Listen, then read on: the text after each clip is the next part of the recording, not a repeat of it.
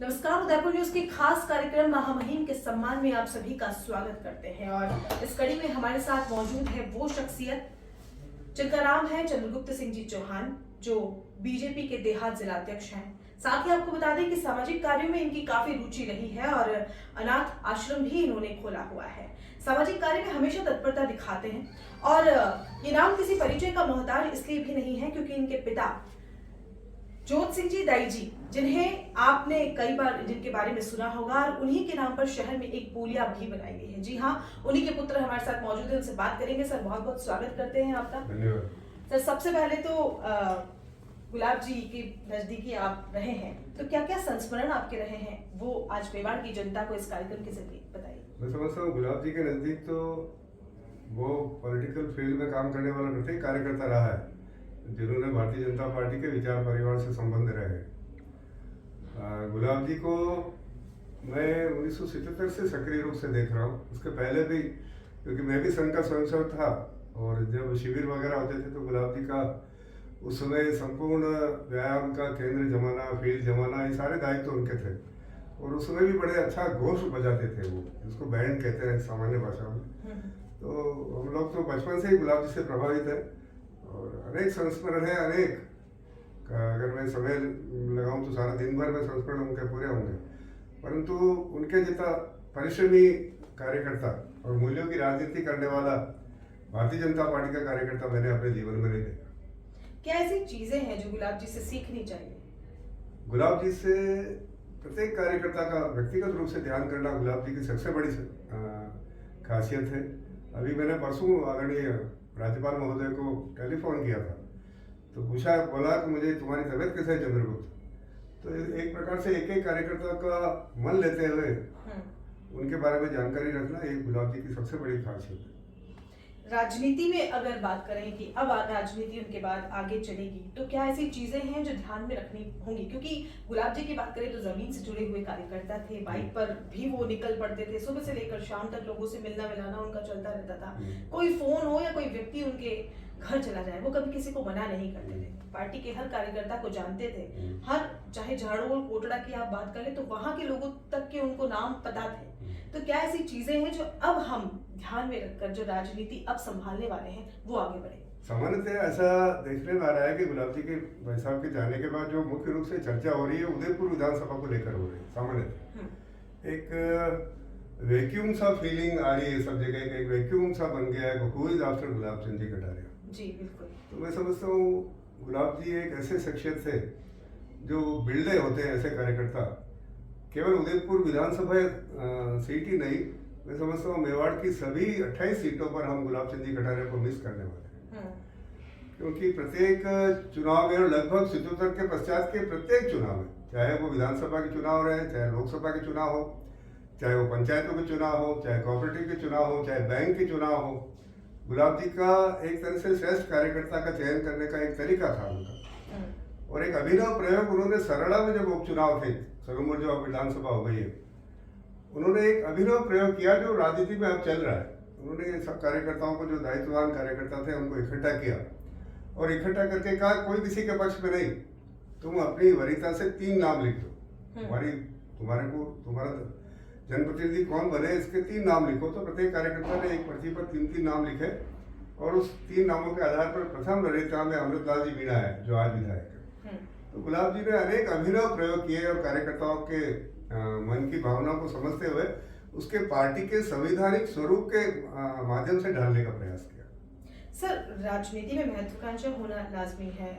बहुत लोग जो हैं कार्यकर्ता काफी लंबे समय से जुड़े हुए हैं और अब गुलाब जी के जाने के बाद हर व्यक्ति अपनी पहुंच का, अपनी जो उसने जितना बीजेपी को अपना समय दिया है, टाइम दिया है, अब वो चाहता है बुलाना। तो बात की जाए कि अगला कौन, तो कौन से ऐसे नाम है जो आपको लगता है कि हो सकता है, और यदि आपको मौका मिलता है तो किस तरह से आप उन्हें? नहीं, ये तो विषय नहीं है। निश्चित रूप से गुलाब चंद जी कटारिया, अब ये तो बात सही है कि वो महामहिम राज्यपाल बन चुके हैं, 5 साल उनको सक्रिय राजनीति में नहीं रहना। और वैसे भी मैं समझता हूँ आज भी स्थिति ये है कि हम सब कार्यकर्ता आदरणीय गुलाब चंद जी कटारिया की भावना का सम्मान करने वाले कार्यकर्ता हैं, चाहे वो कार्यकर्ता उनके नज़दीक रहे हो, चाहे थोड़ा सा किसी कारणवश दूर हो गए हो, परंतु प्रत्येक कार्यकर्ता गुलाब चंद जी कटारिया का सम्मान करता है।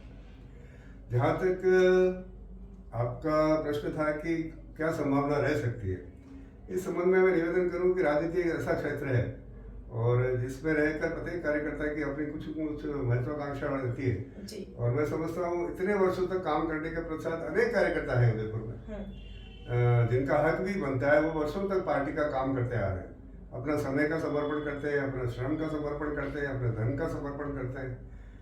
तो अनेक कार्यकर्ता है और जिस किसी भी कार्यकर्ता को अवसर मिलेगा वो निश्चित रूप से बाकी सब कार्यकर्ता उसके साथ रहेंगे।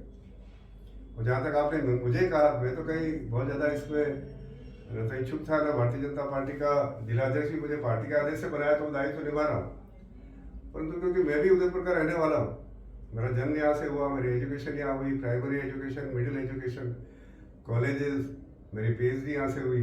उसके पश्चात में 18 वर्षों 20 वर्षों तक मैंने सेवा यहाँ दी, सारे गेम्स वगैरह से मैं भी यहाँ से जुड़ा रहा और वॉल सिटी के अंदर का रहने वाला हूँ और 1 लाख लोगों को व्यक्तिगत रूप से बाई नेम जानता हूँ। मैं सामान्यतः एक साइलेंट वर्कर के रूप में जाना जाता हूँ, जिसको आप लोगों से भी बहुत ज़्यादा परिचय हुआ नहीं, परंतु पार्टी जैसा भी निर्णय करेगी उसके आधार पर हम सब साथ होकर, और मैं समझता हूँ मेवाड़ के 28 में से 28 सीटें हम जीत कर लाने का प्रयास करेंगे।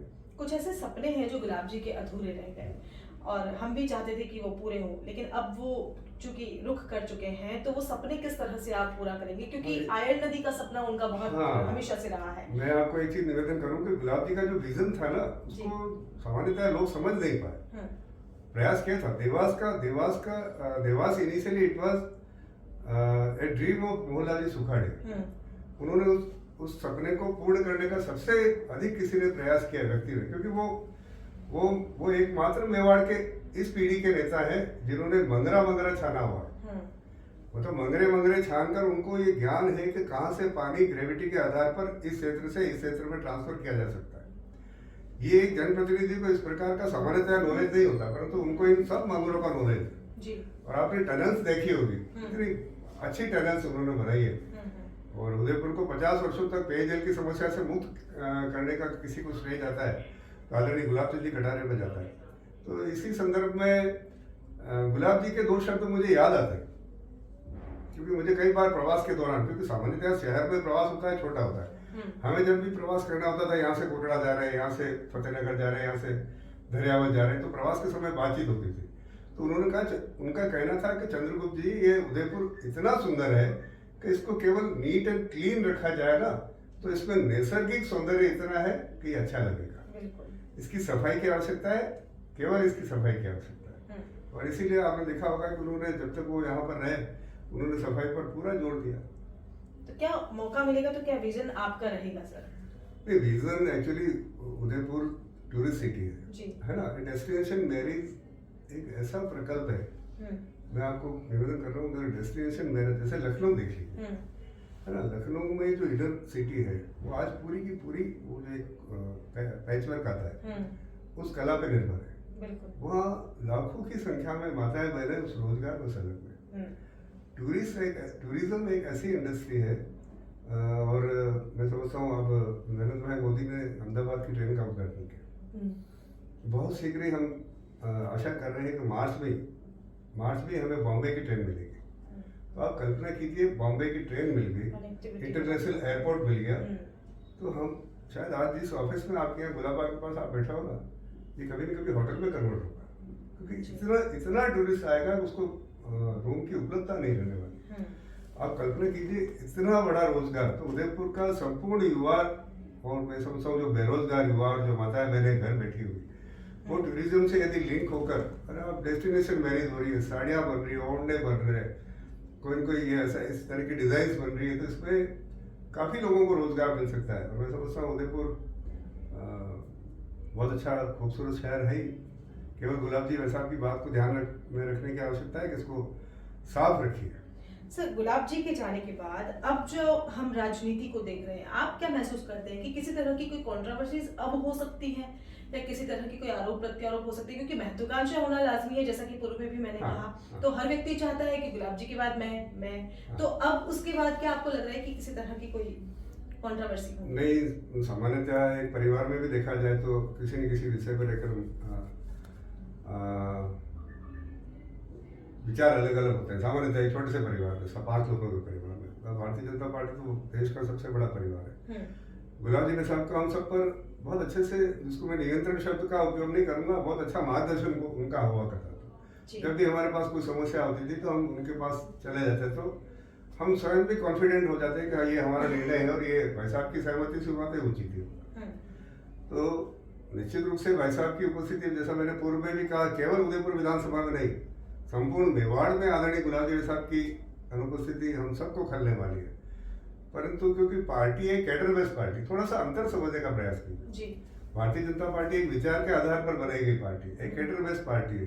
पार्टी के अपने कार्यक्रम है, उन कार्यक्रमों से के माध्यम से पार्टी हमेशा ये आग्रह करती है कि सब जने, क्योंकि ये एक ऐसी पार्टी है, बाद में जिले का अध्यक्ष हूँ, परंतु निर्णय सामूहिक निर्णय की परंपरा हमारी पार्टी में, कोई एक व्यक्ति निर्णय नहीं करता। सामूहिक निर्णय के दौरान जब समूह में बैठते हैं तो छोटे छोटे जो मतभेद होते हैं वो भी साथ बैठकर दूर हो जाते हैं।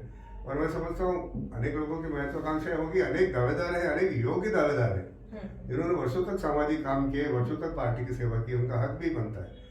परंतु मैं नहीं समझता कि इस कैडर बेस्ड पार्टी में मतभेद और कोई लांछन वाली स्थिति आने वाली, ऐसा मुझे नहीं लगता। सर, आपने बताया कि कई योग्य दावेदार हैं, लेकिन शीर्ष नेतृत्व की बात करें तो वो अब यंग फेसेस को ज्यादा एक्टिव करना चाह रहे हैं, उस पर क्या कहेंगे?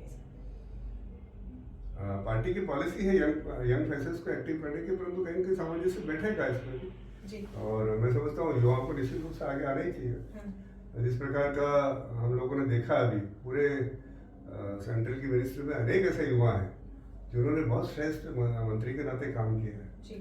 अच्छे सांसद हैं जो बहुत सारे युवा हैं जिन्होंने they are doing very well.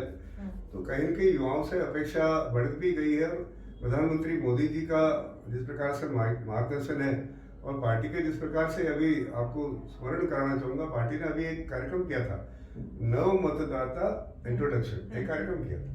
उस कार्यक्रम के माध्यम से अभी शायद मैं किसी की आलोचना नहीं करता, परंतु अनेक अन्य राजनीतिक दल है, उनकी तो अभी सूची में भी नहीं होगा नव मतदाता कितने बने, जबकि भारतीय जनता पार्टी में देहा जिला अध्यक्ष के नाते 14,000 नव मतदाता पूरे 7 विधानसभाओं में हम संपर्क करके उनको सूचीबद्ध करके अपने साथ मिलाने में सफल हो चुके।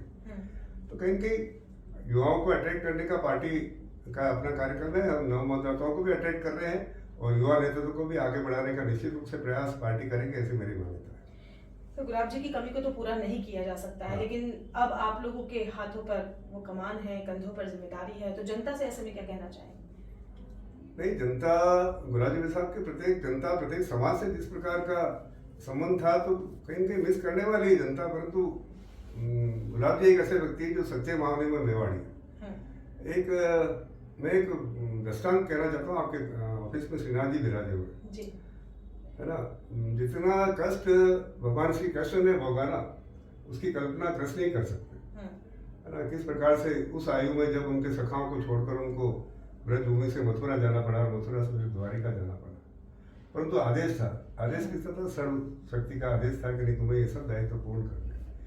और गुलाब चंद कटारिया जी ने 1 सेकंड की देर नहीं की कि तुम्हें असम जाना है, तो उन्होंने थैला पार्टी उठाई और असम चले गए। तो कहीं कहीं ऐसे व्यक्ति की कमी तो अभी बहुत वर्षों तक रहेगी, परंतु मैं समझता हूँ हम हिंदुस्तानी हैं और एकलव्य जिस प्रकार से गुरु द्रोण की प्रतिमा के आगे प्रणाम करके श्रेष्ठ धनुर्धर बन सकता है, तो हम तो भारतीय जनता पार्टी के संस्कारित कार्यकर्ता है। कहीं न कहीं एकलव्य की मूर्ति को देखकर ही, कहीं न कहीं द्रोण की मूर्ति को देखकर ही एकलव्य बनने का प्रयास करेंगे। जी बिल्कुल, आप इस कार्यक्रम में पधारे, उसके लिए आपका तहे दिल से थैंक यू वेरी मच। तो ये देहात जिला अध्यक्ष चंद्रगुप्त सिंह जी हमारे साथ मौजूद थे, जिन्होंने बताया कि बीजेपी एक मजबूत पार्टी है और किसी तरह का कोई अंतर कलह बीजेपी में नहीं होगा। आपसी समझाइश के साथ पूरे चीजों को ध्यान में रखकर आगे की राजनीति को बढ़ाया जाएगा। फिलहाल के लिए इतना ही, दीजिए इजाजत, नमस्कार।